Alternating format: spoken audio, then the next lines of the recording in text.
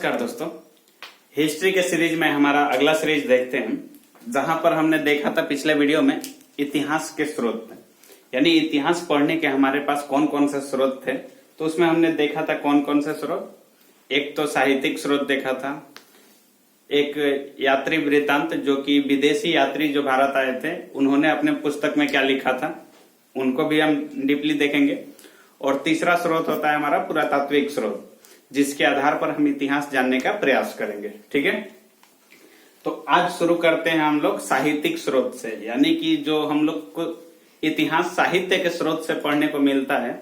आखिर देखते हैं कि उस इतिहास में हम लोग को क्या क्या मिलता है, उस साहित्य के माध्यम से हमें इतिहास के विषय में क्या जानकारी मिलती है। ठीक है, अगर आप लोग को ये वीडियो अच्छा लग रहा हो तो लाइक कीजिएगा, सब्सक्राइब कीजिएगा, शेयर कीजिएगा। ठीक है, हिस्ट्री हम लोग पूरा कंप्लीट करेंगे और पूरा जीरो से पढ़ रहे हैं हम लोग हिस्ट्री, और जीरो से पढ़ के हम पूरा मॉडर्न तक जाएंगे, जिसमें आप लोग को कहीं भी बीच में डाउट नहीं आएगा। ठीक है, हम पूरा डाउट क्लियर करते चलेंगे। जिनको हिस्ट्री बिल्कुल नहीं आता है वो बिल्कुल निश्चिंत रहें, उनको सब कुछ आएगा। ठीक है, अभी तो हमने शुरुआत किया है। चलिए देखते हैं, साहित्यिक स्रोत से हम देखते हैं। सबसे पहले साहित्यिक स्रोत को देखते हैं।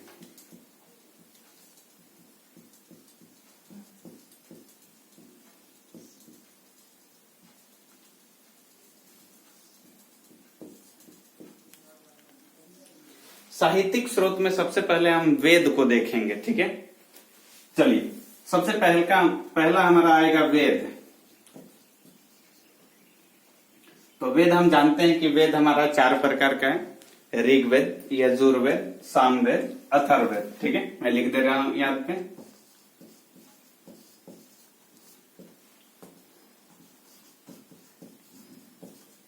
ऋग्वेद, यजुर्वेद, सामवेद और अथर्ववेद।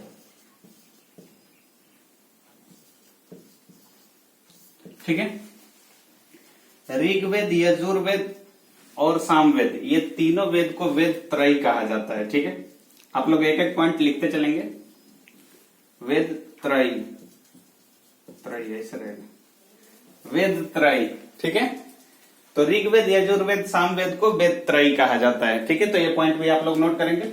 ऋग्वेद है, अब इसमें हम 4 वेद में सबसे पहले ऋग्वेद को जान लेंगे। ठीक है, ऋग्वेद के विषय में हम लोग पढ़ेंगे। ठीक है, चलिए इसको मिटाते हैं। अब साहित्यिक स्रोत में वेद आया पहले। वेद में हम देखेंगे सबसे पहले ऋग्वेद को। अब ऋग्वेद में सभी इंपॉर्टेंट फैक्ट को देखेंगे।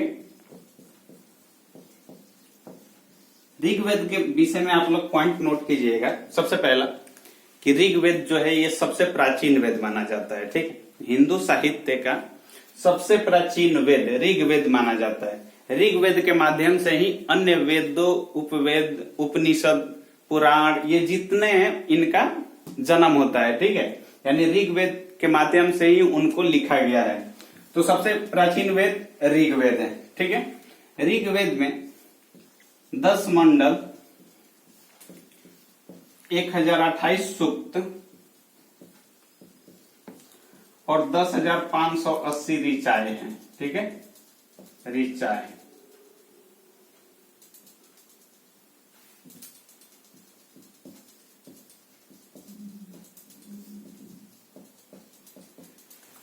ऋग्वेद में 10 मंडल, 1028 सूक्त और 10,580 ऋचाएं हैं। अगला पॉइंट ऋग्वेद में नोट करेंगे कि ऋग्वेद का जो पहला यानी पहला मंडल एवं 10वां मंडल, ऋग्वेद का जो पहला मंडल है और 10वां मंडल है, ये सबसे बाद में जोड़ा गया है। यानी कि टोटल 10 मंडल है, जिसमें पहला और अंतिम जो मंडल है वो सबसे बाद में जोड़ा गया है। तो यहाँ पे क्वेश्चन घुमा के क्या पूछा जाता है कि ऋग्वेद का सबसे नया मंडल कौन कौन सा है। तो ध्यान रखेंगे, पहला मंडल और 10वां मंडल। नया का मतलब कि बाद में जोड़ा गया हो, तो बाद में जोड़ा गया पहला मंडल को और 10वां मंडल को। तो इस पॉइंट को आप लोग ध्यान रखेंगे। ठीक है, इसमें तीसरा जो मंडल है, तीसरा मंडल जो है ये हमारा प्रमुख जो लोकप्रिय गायत्री मंत्र है। तो गायत्री मंत्र जो है वो ऋग्वेद के तीसरे मंडल से लिया गया है। तो तीसरा मंडल क्या है? गायत्री मंत्र है, गायत्री मंत्र। ठीक है, तीसरा मंडल जो है इसमें गायत्री मंत्र है। और गायत्री मंत्र किसके लिए है? सूर्य देवता साहब, यहां पे लिख लीजिए, सूर्य देवता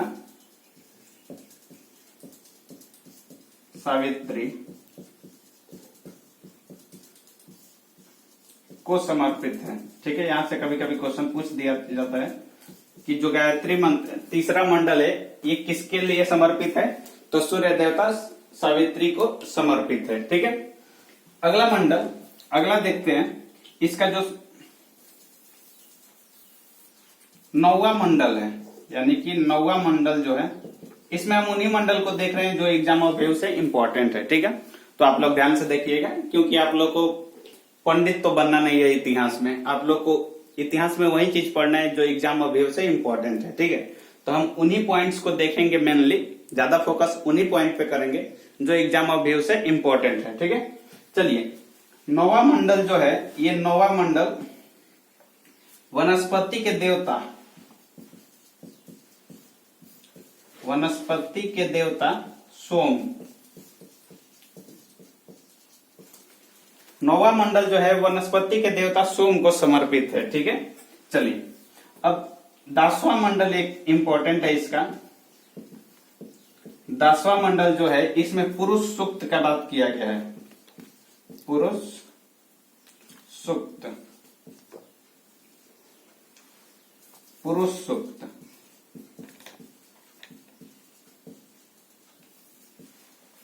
पुरुष सूक्त को एक नॉर्मल भाषा में समझिए, वर्ण विभाजन,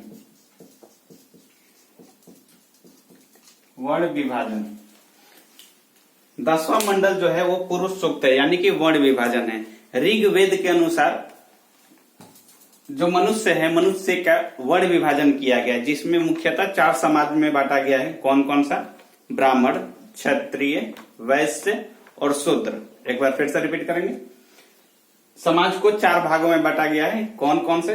ब्राह्मण, क्षत्रिय, वैश्य और शूद्र। ठीक है, तो ये समाज का जो विभाजन था, यानी कि जो वर्ण विभाजन था, ये कर्म आधारित था, ना कि जन्म आधारित। यानी कि आप जो कर्म कीजिएगा आपको वो चीज कहा जाएगा। ठीक है, ये ऋग्वेद के 10वें मंडल में कहा गया है कि जो भी समाज का विभाजन किया गया है 4 वर्गों में, वो कर्म के आधार पर, यानी कि जो आप काम कीजिएगा उसके अनुसार आपका डिसाइड होगा कि आप ब्राह्मण हैं, क्षत्रिय हैं, वैश्य हैं या शूद्र हैं। ठीक है, अब हम लोग जैसे ऋग्वैदिक काल देख रहे हैं, जब हम लोग वैदिक काल पढ़ेंगे उसमें उत्तर वैदिक काल जो होगा, उत्तर वैदिक काल में जो समाज का विभाजन है, जो ऋग्वैदिक काल में कर्म आधारित है, वो उत्तर वैदिक काल में आते आते जन्म आधारित हो जाएगा।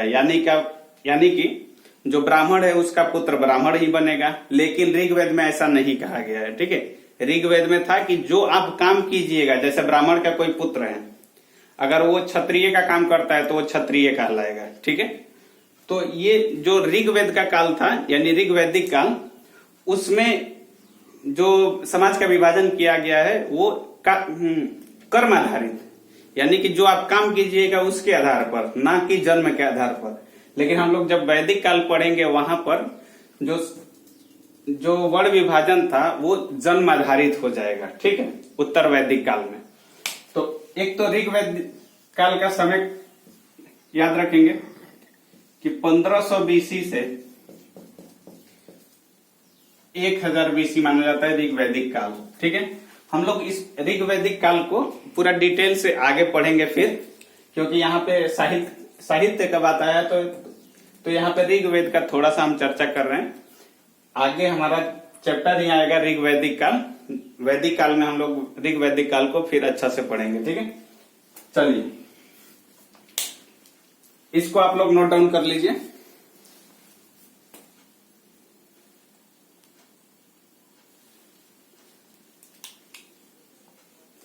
चलिए अगला देखते हैं हमारा।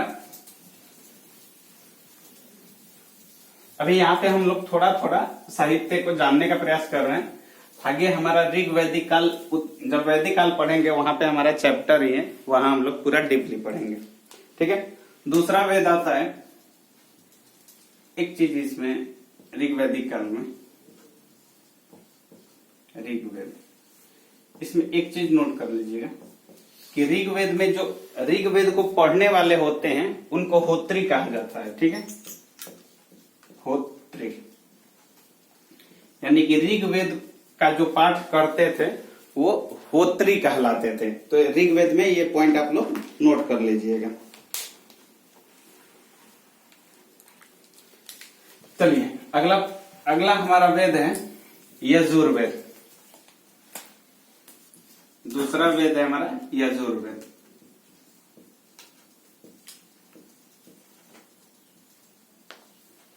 यजुर्वेद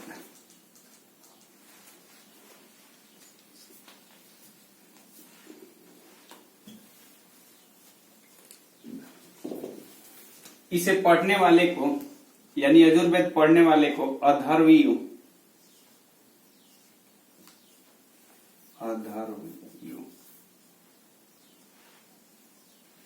अधर्वियो कहा जाता है। ठीक है, ऋग्वेद में है क्या, तो ऋग्वेद में पूजा पाठ करने यानी कि यज्ञ से करने वाले जो भी क्रियाकलाप दिए गए हैं, यज्ञ कैसे किया जाता है उसके विषय में, यानी कि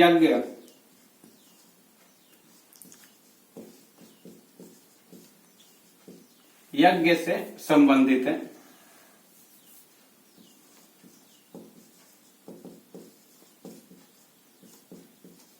यानी यज्ञ के नियम कानून दिए गए हैं कि यज्ञ किस तौर तरीके से किए जाते हैं। ठीक है,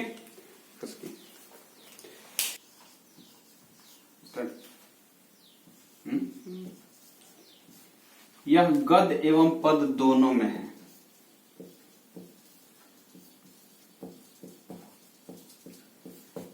ठीक है, यजुर्वेद के विषय में आप लोग ध्यान रखेंगे कि यजुर्वेद का जो पाठन करता है यानी जो पढ़ता है उसको अधर्वी कहा जाता है। यजुर्वेद में मुख्यतः यज्ञ के नियम कानून, कर्म कांड के जो नियम कानून है उनको दिया गया है। और इसका एक जो मेन पॉइंट है इसका कि यह गद एवं पद दोनों में है। ठीक है, तो यहां से क्वेश्चन पूछा जाता है कि कौन ऐसा वेद है जो गद और पद दोनों में है। ठीक है, तो इस लाइन को आप लोग ध्यान रखिएगा।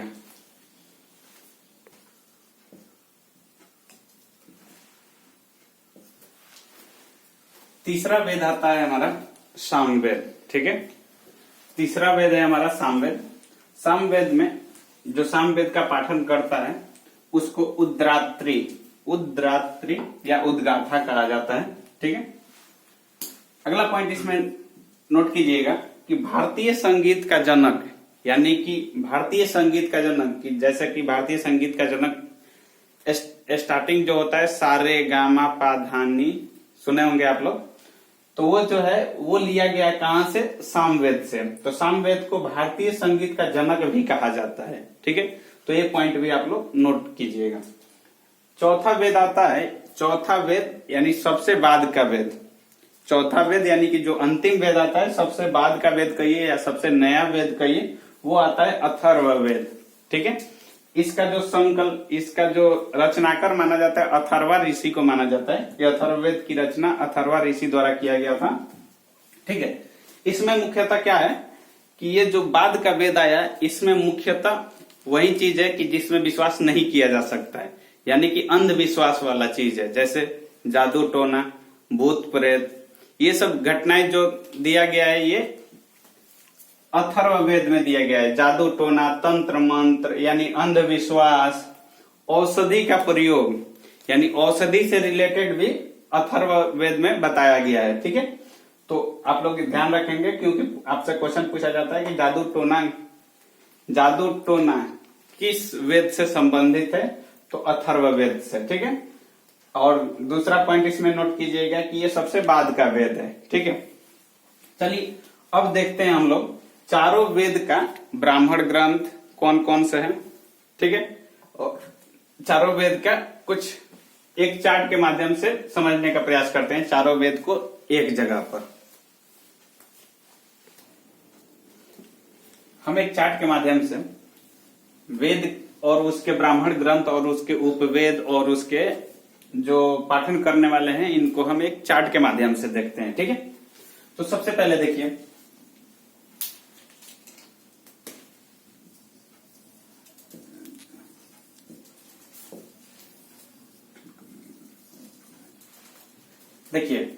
चार्ट के माध्यम से हम लोग देखेंगे। सबसे पहले ऋग्वेद को देखेंगे। तो ऋग्वेद जिसका ब्राह्मण ग्रंथ दो याद रखेंगे, कौशितकी एवं ऐत्रेय। ऋग्वेद जिसका ब्राह्मण ग्रंथ कौन कौन सा है? कौशितकी एवं ऐत्रेय। ऋग्वेद जिसका पाठन करने वाला क्या कहलाता है? होत्री। ठीक है, और ऋग्वेद के उपवेद कौन है? आयुर्वेद। ठीक है, ये ऋग्वेद का आप लोग ध्यान रखेंगे। ऋग्वेद जिसका ब्राह्मण ग्रंथ कौशितकी एवं ऐत्रेय, दो ब्राह्मण ग्रंथ याद रखेंगे ऋग्वेद का। पाठन करने वाले को यानी ऋग्वेद का पाठन करने वाले को होत्री कहा जाता है, और ऋग्वेद का उपवेद क्या है? तो आयुर्वेद। ठीक है, दूसरा वेद आता है हमारा यजुर्वेद। यजुर्वेद जो है उसका ब्राह्मण ग्रंथ तैत्तिरीय एवं शतपथ। ठीक है, तैत्तिरीय एवं शतपथ। तो ये दोनों आप लोग ध्यान रखेंगे कि यजुर्वेद का ब्राह्मण ग्रंथ कौन कौन सा है? तैत्तिरीय एवं शतपथ। और यजुर्वेद जो है इसका पाठन करने वाला यानी यजुर्वेद जो पढ़ता है उसको क्या कहते हैं? अथर्वयु। और यजुर्वेद का जो उपवेद है वो धनुर्वेद है। ठीक है, अगला आता है सामवेद।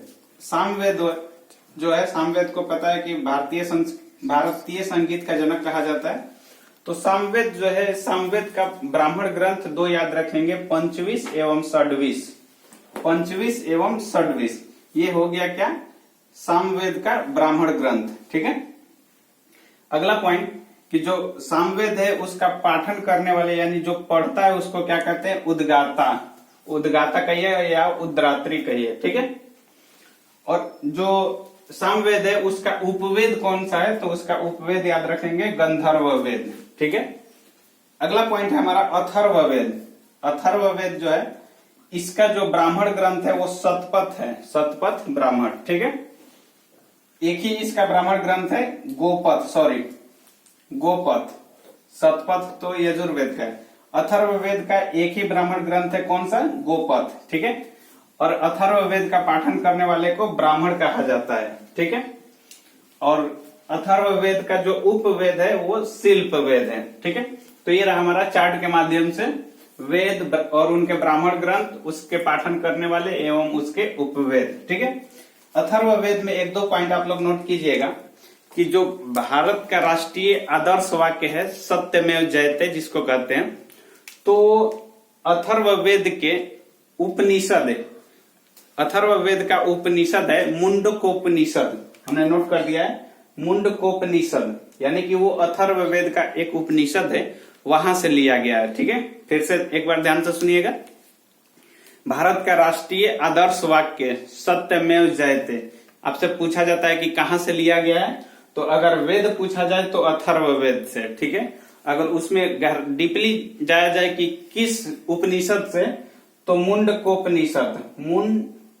मुंडकोपनिषद। ठीक है, मुंडकोपनिषद से लिया गया है सत्यमेव जयते। ठीक है, अगला पॉइंट अथर्ववेद में नोट कर लीजिएगा कि सभा और समिति जो है प्रजापति की दो पुत्रियां हैं, ये चीज कहा गया है अथर्ववेद में। इस पॉइंट को हमने इसलिए नोट करा दिया क्योंकि प्रीवियस ईयर में हमने देखा कि ये क्वेश्चन पूछा हुआ था कि सभा और समिति प्रजापति की दो पुत्रियां है, ये किस वेद में कहा गया है? तो अथर्ववेद में। ठीक है, तो इस पॉइंट को भी आप लोग नोट कर लीजिएगा। ठीक है, चलिए अब इसको अगर आप लोग को स्क्रीनशॉट लेना है स्क्रीनशॉट ले लीजिए। चलिए मिटाते हैं।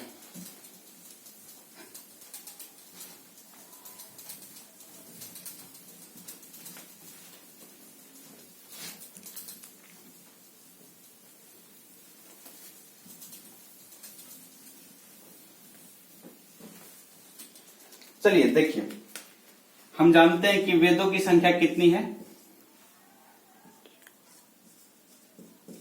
वेदों की संख्या 4 है।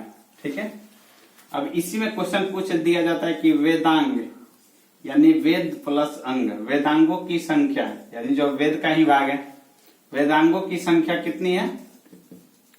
6।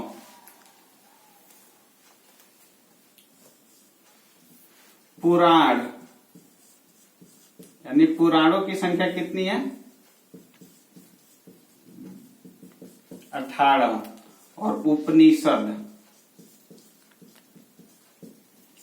उपनिषदों की संख्या कितनी है?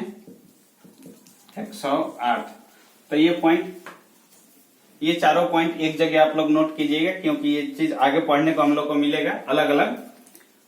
हमने एक जगह नोट कर दिया क्योंकि आपको डाटा याद रखने में, क्योंकि ये डाटा आप लोग को याद करना पड़ेगा। वेदों की संख्या 4, वेदांगों की संख्या 6, पुराणों की संख्या 18, उपनिषदों की संख्या 108।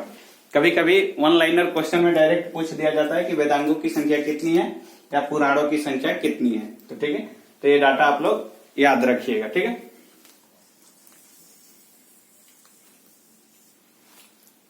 नेक्स्ट वीडियो में हम लोग इसके आगे का भाग पढ़ेंगे, जिसमें हम देखेंगे बौद्ध ग्रंथ से रिलेटेड और जैन ग्रंथ से रिलेटेड कि बौद्ध ग्रंथ में और जैन ग्रंथ में इतिहास के विषय में क्या बताया गया है। अगर आप लोग को वीडियो अच्छा लगा हो तो लाइक कीजिएगा, शेयर कीजिएगा, सब्सक्राइब कीजिएगा और दोस्तों को भी बताइएगा, ताकि उनको भी इस वीडियो का लाभ मिल सके। ठीक है, आशा करते हैं कि आप लोग अच्छा से पढ़ाई लिखाई कर रहे होंगे। ठीक है, पूरा जी जान लगा के मेहनत कीजिए। हमारा ये इतिहास का सीरीज जो है पूरा कंटिन्यू चलते रहेगा, जो 0 से चल रहा है। ठीक है, जिन्होंने जो पहला वीडियो उसको नहीं देखा है तो वो जाके हमारे प्लेलिस्ट में देख सकते हैं। ठीक है, वहां से आपको इतिहास पूरी बारीकी से समझने में मदद मिलेगा। ठीक है, चलिए वीडियो देखने के लिए धन्यवाद।